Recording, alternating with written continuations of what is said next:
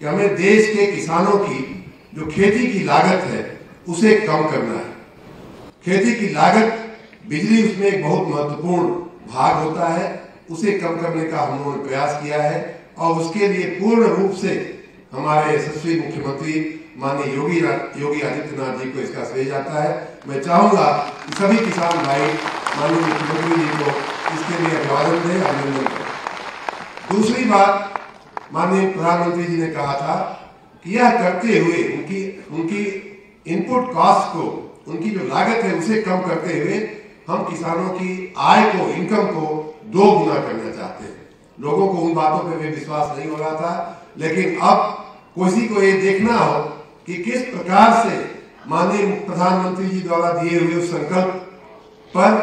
उस road map पर किस तरह से हमारे किसान भाई आगे बढ़ रहे हैं, उसका नमूना अगर किसी को देखना है तो आकर के उत्तर प्रदेश में देखें। माननीय योगी आदित्यनाथ जी के नेतृत्व में किस प्रकार किसानों की आमदनी, आय दोगुना करने की तरफ हम लोग आगे बढ़ रहे हैं। भाइयों बहनों, आज का ये प्रसंग विशेष रूप से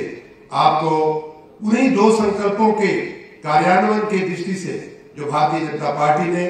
अपने विधानसभा चुनाव के समय जो वायदा किया था,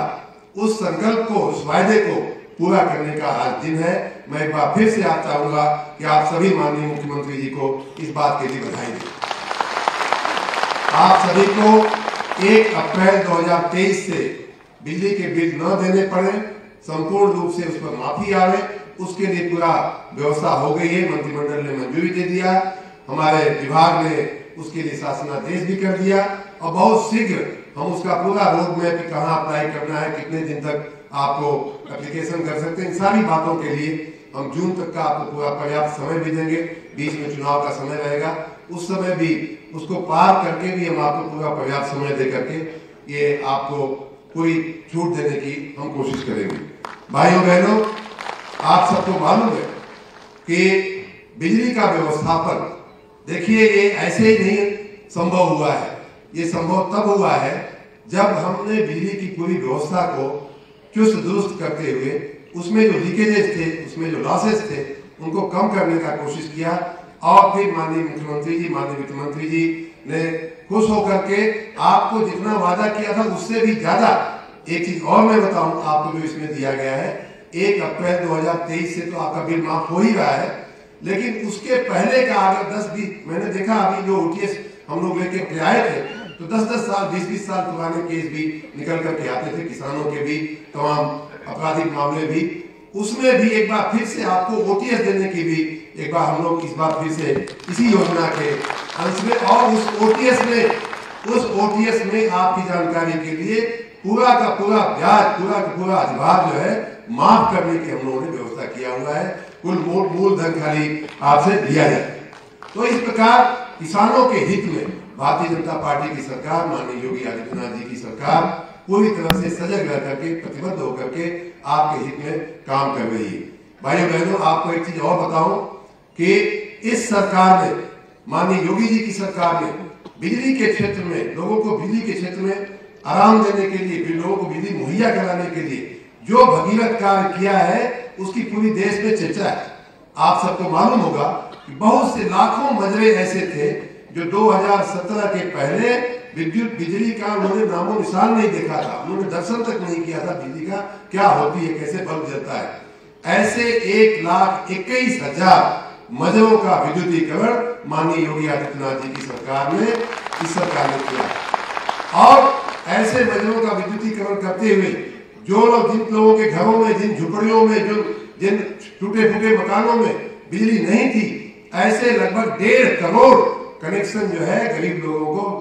सौभाग्य योजना और उसके बाद की जो रेगुलर योजना है उन योजनाओं के तहत दिया गया है। मैं नलकूपों की बात करूं तो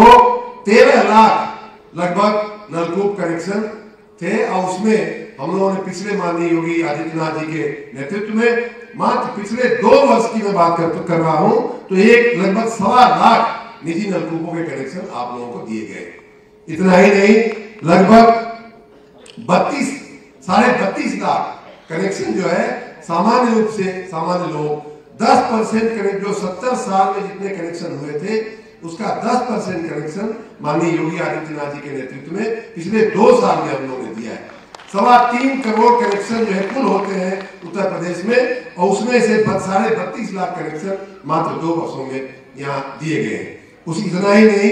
आप लोगों ने कई बार आप शिकायत करते हैं और सच भी शिकायत होती है, तार जर्जर है, ट्रांसफार्मर अधारित है, पोल खंभे जो है लटके टूटे हैं। इन सब को बदलने के लिए भाइयों बहनों माननीय योगी आदित्यनाथ जी की कृपा से, माननीय वित्त मंत्री जी की कृपा से और माननीय प्रधानमंत्री जी की कृपा से बहुत ही महत्वाकांक्षी योजना हम लोग चला रहे हैं, RDSS करके। मैं जहां जहां भी गया हूं, जब भी बात हमने किया है, मैंने आप सबसे अपील किया है और आज भी कर रहा हूं कि इतना पैसा है हमारे पास, एक एक गांव का एक एक खंभा, एक एक तार, एक एक ट्रांसफार्मर की मरम्मत और दुरुस्ती करने के लिए हमारे पास पैसा है माननीय हीरो की कृपा से। अब आपकी अपनी भी जिम्मेदारी है कि अपने गांव के HCL को, अपने गांव के JE को, OSD को और FGO को टोक करके अपना तार और खंभा ठीक करा लें। और आपकी जानकारी के लिए राज्य में माननीय CM साहब के नेतृत्व में पिछले 2 साल की मैं खाली बात कर रहा हूं तो 5,20,400 नए ट्रांसफार्मर लगाए गए हैं। जहां अधिभारित थे वहां नए ट्रांसफार्मर रखने का हमने काम किया है। उतना ही नहीं, लगभग 75,000 किलोमीटर तक जर्जर तार जो है उनको बदल करके हमने AB केबल तार लगाने का हमने काम किया है। लगभग 14 लाख से ज्यादा भाइयों बहनों खंभे बदले गए हैं। जो आप कहते थे ना कि ये बांस बल्ली के खंभे हैं, जर्जर खंभा है, टूट के गिर जाने वाला है, ऐसे लगभग 14.25 लाख खंभों को हम लोगों ने इन कार्यक्रमों में बदला है। 17,000 करोड़ रुपए की हमारी ये योजना चल रही है RDSS, और उसके ऊपर पिछले साल 5,000 करोड़ हमको माननीय वित्त मंत्री जी ने बिजनेस प्लान में दिया, और इस बार मुझे आशा है कि उससे भी ज्यादा 7,000 8,000 करोड़ रुपए का काम हम लोग बिजनेस प्लान में कर पाएंगे। नगरीय निकायों के नजदीक रहने वाले या उनमें रहने वाले किसान भाइयों को, यहाँ बैठे हुए सभी लोगों को भी मैं आश्वस्त करना चाहता हूँ कि चाहे छोटा नगर निकाय हो चाहे बड़ा नगर निकाय हो, सबकी बिजली की व्यवस्था की दुरुस्ती के लिए हमने अपने नगर विकास विभाग से 1,000 करोड़ रुपया बिजली विभाग में ट्रांसफर किया है, जिससे कि छोटे निकायों की जो बिजली की व्यवस्था जो लचर हुआ करती थी उसको भी हम ठीक कर सके। 35 नंग, बहुत अल्प समय की मैं बात करूं, 35 नंग 3311 के विद्युत उपकेंद्र बदले जा चुके हैं। 205 नंग बड़े ट्रांसफार्मर बदलने का काम हुआ है। इस प्रकार से बिजली की पूरी व्यवस्था को चुस्त दुरुस्त और नवीनीकरण करते हुए आपको पर्याप्त बिजली खेतों में देने का जो है प्रबंध हम लोगों ने किया है। आपकी जानकारी के लिए लगभग 5,100 कृषि के फीडर माने जाते हैं, जहां 30% से ज्यादा खपत कृषि क्षेत्र में होती है, उसको हम लोग कृषि फीडर कहते हैं। उसमें दिक्कत ये आती थी कि उसमें हम 10 घंटे 12 घंटे बिजली देना चाहते हैं, लेकिन हम दे नहीं पाते थे, इसलिए कि उसका सेपरेशन नहीं हुआ था, पृथकीकरण नहीं हुआ था। आपकी जानकारी के लिए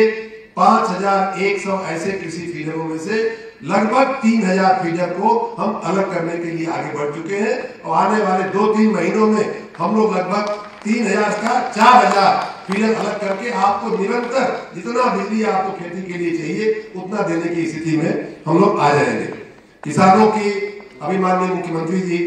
एक और बड़ी पहल हमारे सरकार में उनके नेतृत्व में हुई है, जिसका उन्होंने स्वयं उसका निदर्शन भी देखा है, प्रदर्शनी भी देखा है। किसानों के जो ट्यूबवेल है उनका सोलराइजेशन, उनका सौर ऊर्जा से उनको चालित करना, ये एक हमारे विभाग की बहुत ही महत्वाकांक्षी योजना है। और इसमें आप सबकी जानकारी के लिए मैं बता रहा हूं कि 90% से लेकर के सामान्य किसान है तो 90% तक की सब्सिडी है, और अगर वनटंगिया, मुसहर या आदिवासी है तो उसको तो 100% उसको 1 पैसा नहीं लगाना है, और हम पूरा का पूरा उसका जो पंप जो है वो सोलराइज करके आपको देंगे, और उस पंप से आप अपनी खेती भी करिए, ग्रिड में भी कनेक्ट करके। अगर आपकी बिजली जो है आपकी खेती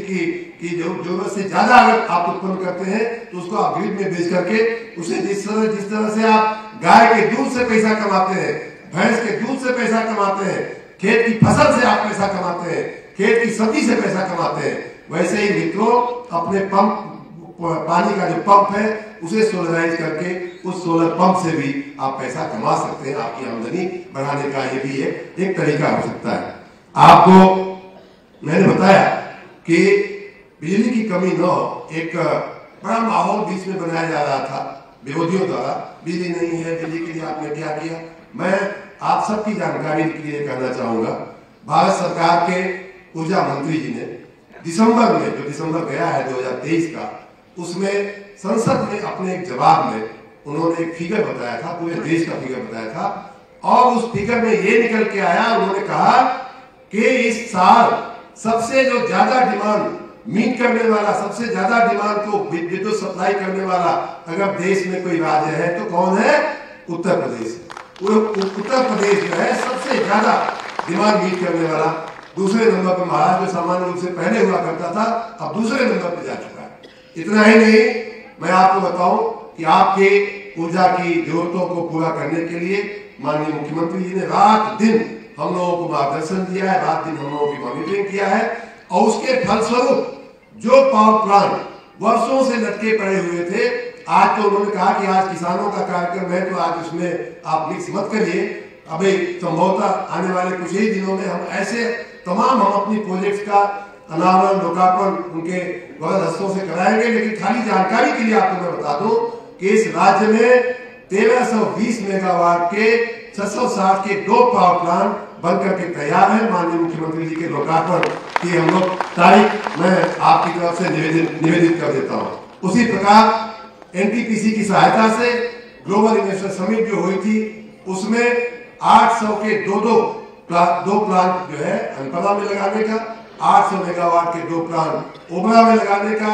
मंत्रिमंडल ने मंजूरी दे दिया है, और हम सब उसके कार्यान्वयन की दिशा में आगे बढ़ रहे हैं। उसी प्रकार से अपनी ऊर्जा की जो उत्पादन है, उस उत्पादन क्षमता को लगभग 2 गुना करते हुए, और साथ ही हमारा रिन्यूएबल का, जैसा मैंने बताया, अभी माननीय प्रधानमंत्री जी तेलंगाना थे, तो वहां से उन्होंने हमारी 200 मेगावाट की सौर ऊर्जा के प्रोजेक्ट का उद्घाटन किया और 1800 मेगावाट की हमारी सौर ऊर्जा के कामों का शिलान्यास किया। इस प्रकार सौर ऊर्जा को भी इसमें हम जोड़ते हुए पहले की क्षमता का कई गुना क्षमता हम करने की दिशा में आगे बढ़ रहे हैं। आप सबका आशीर्वाद ऐसे ही मिलता रहे, माननीय मुख्यमंत्री जी का मार्गदर्शन हम लोगों को ऐसे ही मिलता रहे। हम आपको बिजली के क्षेत्र में किसानों को ही नहीं, पूरे उत्तर प्रदेश को ऐतिहासिक रूप से जो हमारी समस्याएं थी उनमें से मुक्त करके हम आपके चरणों में उत्तर प्रदेश के बिजली विभाग को रख देंगे। आप सबका बहुत बहुत धन्यवाद इतनी बड़ी संख्या में आने के लिए, और एक बार फिर से आप सभी का मैं अपने विभाग की ओर से स्वागत करता हूँ। बहुत बहुत धन्यवाद।